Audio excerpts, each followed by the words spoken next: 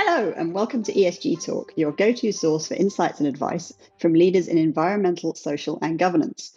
I am Andie Wood. I'm back again and filling in for Maddie McReynolds, who's your regular host. Today, we're joined by Nadja Picard. Nadja is a partner and global reporting leader at PwC Germany. She's responsible for leading PwC's global initiative to help their clients transform corporate reporting practices while meeting demands from investors and other stakeholders for assurance and transparency. In today's episode, we're really going to explore the concept of reporting-led transformation and whether or not reporting really can result in transformation and the potential to propel businesses forward. Nadja, welcome to the show. It's really great to have you. Thank you. So let's start off by going back to something that I already mentioned, which is that reporting-led transformation. So can we offer our listeners a sort of a definition of what you mean?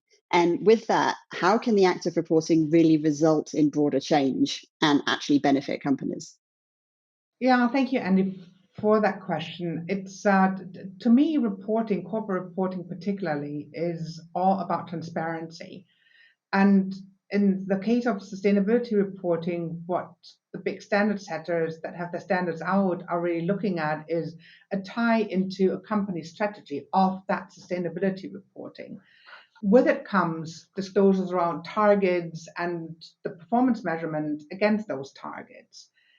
If you do that and expand your corporate reporting beyond your financial reporting to include that, it opens up a dialogue with investors and other stakeholders.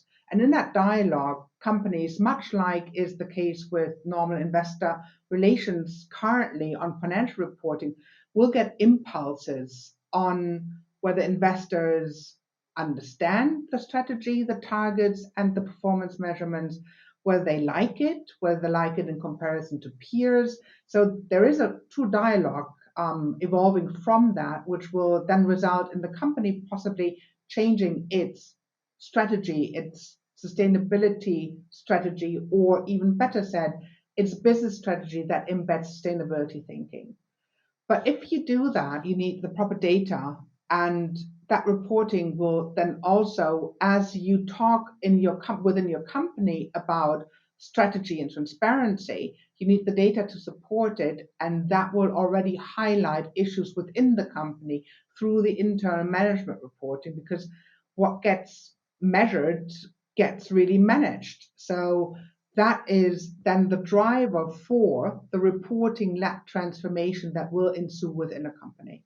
Yes, I noticed that obviously we finished on data. That's a pretty frequently quoted challenge with sustainability in general. But if we're thinking specifically about shifting from sustainability reporting being a compliance focus, a requirement, to something that's actually an area of opportunity, what kind of things do organizations have to do to achieve that? Is it a matter of changing their mindset? Is there more they have to do to cover that? Yeah, I will get to data, but I will start with something else, Andie. I will start with actually the strategy angle again. Most of the sustainability reporting frameworks, and particularly again the big standards ISSB and the ESRSs that are out there, require a company to report on how their strategy takes sustainability matters into consideration, if and how. So they don't have to report something that is not there, but they will have to report how the strategy takes these things into consideration if they actually do.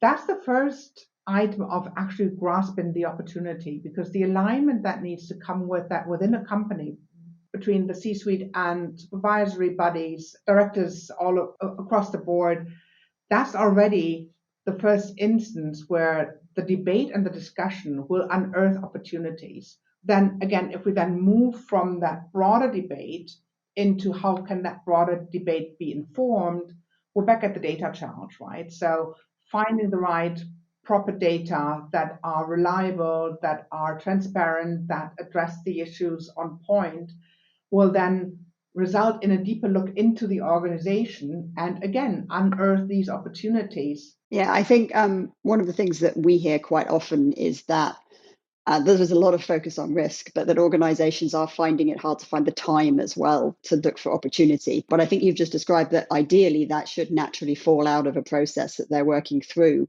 that leads them to both compliance and also should surface these opportunities. Now, look, I'm sitting in Europe, right? So compliance is coming our way very, very quickly.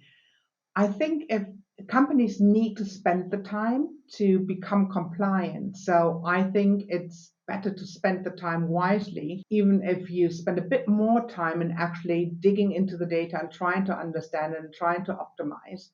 And companies will be faced by the stakeholder demands, by the investor demands, by regulators wanting to understand what it is they're talking about. So I think it's really a missed opportunity if you don't try to look for the opportunities. Exactly. So I think you've mentioned briefly already that there are standards behind a lot of this work. Historically, a very mixed patchwork of frameworks, but we've been moving forward a lot. And you were part of a panel at the World Economic Forum with Elko van der Enden, who is, of course, the CEO of the Global Reporting Initiative, often called GRI, as well as Emmanuel Faber, who's the chair of the International Sustainability Standards Board. And that panel was exploring the need for global alignment in reporting standards. And interoperability of reporting standards has, I think, come up in most conversations that I have had with sustainability professionals over the last year and a half. It's a really hot topic. So why is that alignment of the standards so important to everybody? And is that in part because of this backwards transformative effect on the companies? Let's take the positive side of alignment and interoperability first for a second, if I may. So we've seen the publication of the final ISSB standards. We've now also seen the publication of the final ESRSs.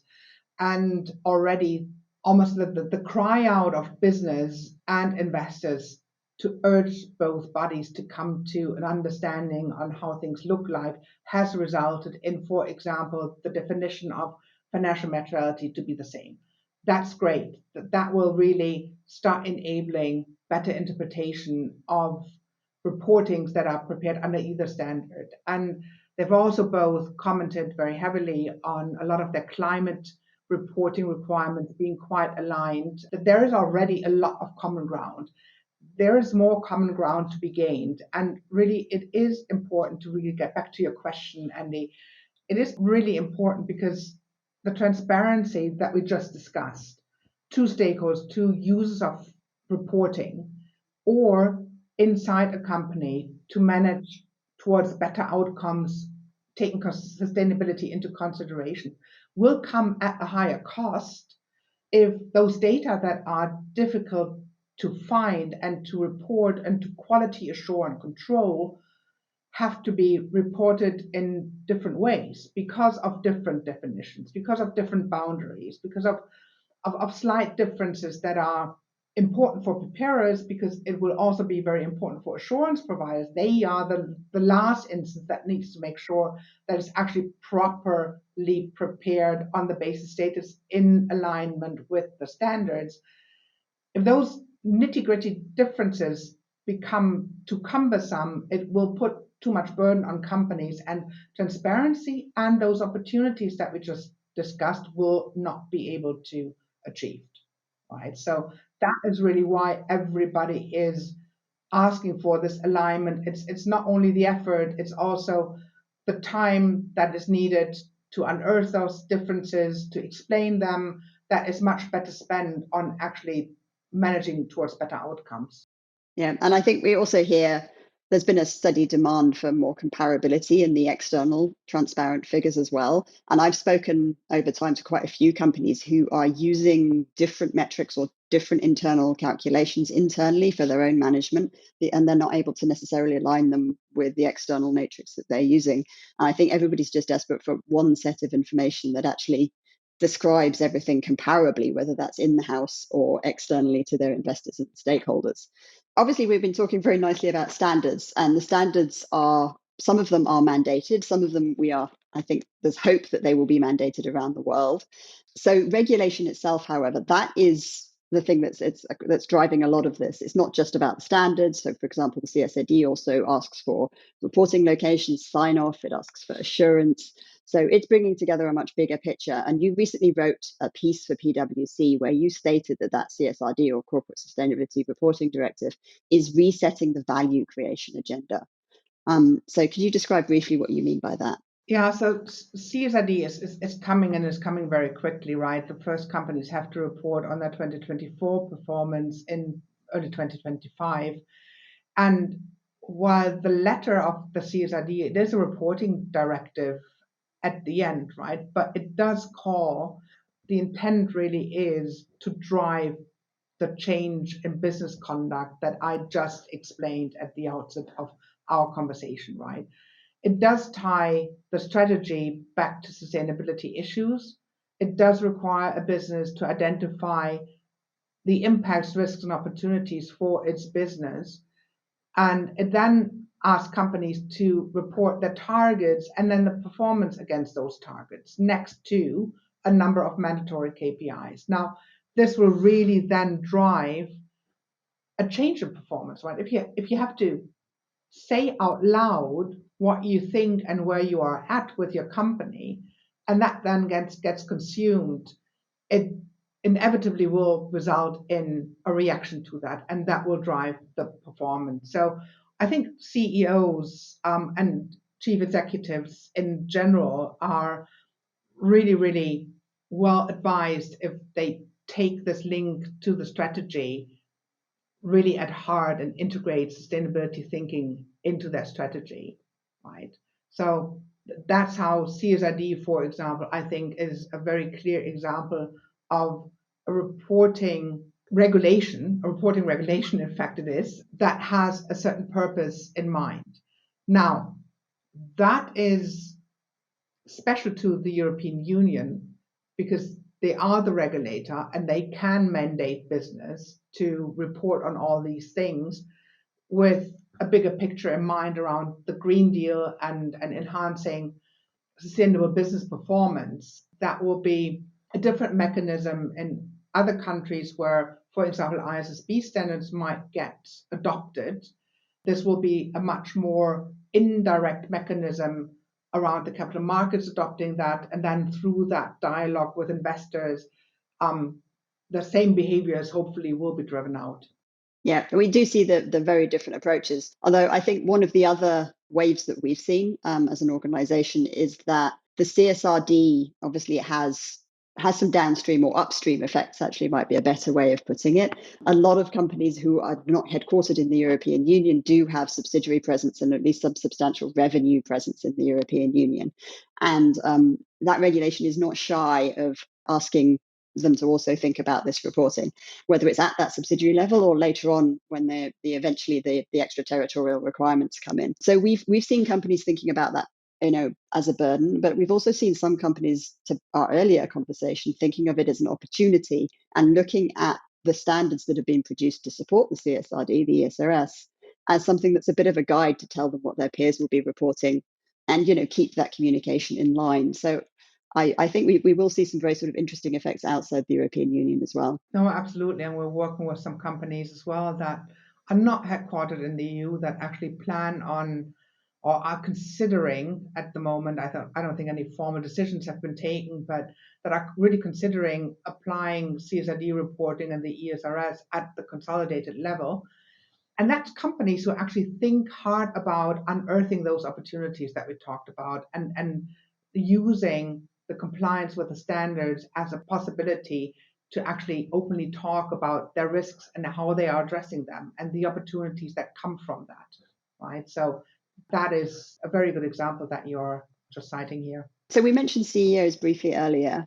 Obviously, strategy and business model, that makes a lot of sense. Are there other ways we see CEOs getting involved in this sustainability movement? And is that different to the way we see CFOs becoming involved? Or are we seeing a sort of different executive responsibilities across the organization? Yeah, I mean, every organization is slightly different, but at the higher level of looking at it, the CEO is the leader of the company, right? So if we talk about strategy, if we talk about performance targets, and then being responsible for achievement of those performance targets, whether they are financial or whether they are a combination of financial and sustainability or only sustainability, it is the CEO who's on the spot and will be responsible to explain this to the outside, to the public. And if the CEO is not convinced about combining strategy with sustainability thinking,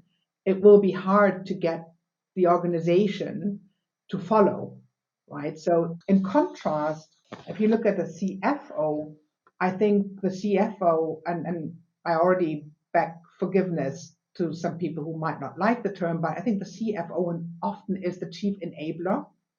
The CFO is responsible for a lot of processes. We all know that from financial reporting. It's a financing requirements sit with the CFO. Controlling of business processes and target evaluation and all of that sit in the CFO function. Engagement with customers and suppliers, contracting with business partners, all of that often sits in the CEO office. And with what I've been saying, I think it starts to become apparent that there is a very special responsibility of the CFO to make sustainability reporting, but also the performance measurement and driving the results possible, right? CFOs are the ones who know about group reporting, who know about controls and implementing technology to help with all of that. So the CFO is really, really instrumental in making any ambition on sustainability paired with transparent reporting happen in an orderly fashion. Yeah, we're going to come back. We hear actually that list of expertise, ability to understand group reporting in that environment is something that we hear really commonly from organizations as they're considering how to bring finance organizations in or where the responsibilities should lie. I'm not sure I've heard as often actually some of that bigger picture. So I think maybe that is one of those areas where CFOs can really make a bigger difference than they're able to at the moment. There's one more angle, right? If you think about it, we hear so much about greenwashing and can these data really be relied upon? So to me, the CFO is also the person who brings a lot of trust into the whole system. If the CFO gets properly engaged, users of the information understand that the information can be trusted. It comes from a controlled environment. So the data that need to be found and dealt with need that rigor around granularity, around sourcing, around is it actually verifiable what we're saying? And that often is an instinct that a CFO has. Chief operating officers or others, of course, they're interested in doing the right thing, but they sometimes don't have those CFO instincts that ask the right question at the right time. Yeah, absolutely. I think I'm going to pick up, and it might sound like a bit of a non sequitur, but it does tie very strongly actually back to that verifiability and that rigor in processes. So Workiva conducted a survey of ESG practitioners actually, and the overwhelming majority polled agreed that having adequate technology, so that was 95%, is critical to managing the reporting process. And 94% said technology is also important for mapping disclosures to regulations, frameworks, and standards. And I'd also argue data should be included in that picture as well.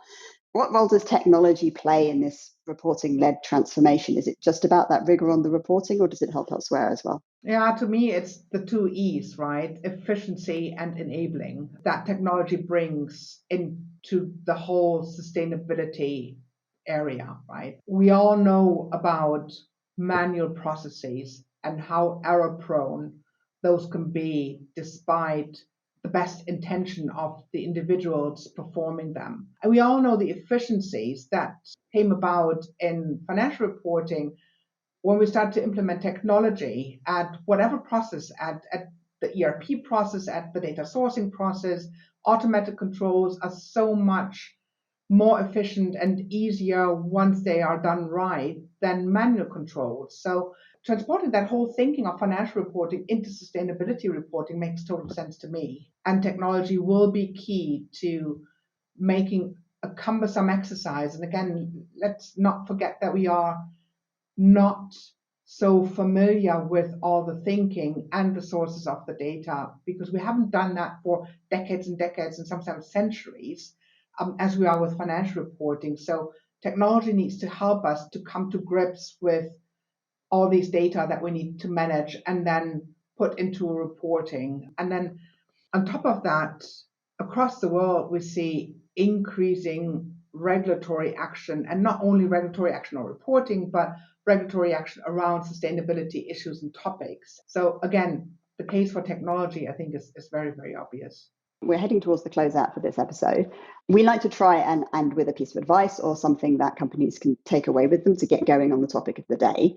So I'm going to ask this as a single. I know it's a nearly impossible question to answer that way, but what would you say is the single most important step business leaders can take if they're interested in getting going in reporting-led transformation? Yeah, look, the inevitable, get started somewhere. And whether you get started on finding the data in your company and evaluating them to inform your strategy and then reporting after that, or whether you go the other way around on having a debate around your strategy and how that really embeds sustainability thinking and sustainable action with a view to long-term value creation. Start somewhere and get going with it, because the reporting deadlines start sneaking up on us. It's not going away, I think. Absolutely.